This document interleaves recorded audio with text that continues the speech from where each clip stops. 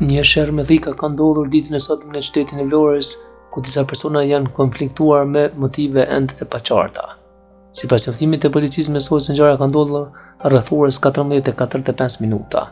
në lavazhin që ndodhen në lagjen Hajro Çakerri, ku shtetasi me inicialet A.B,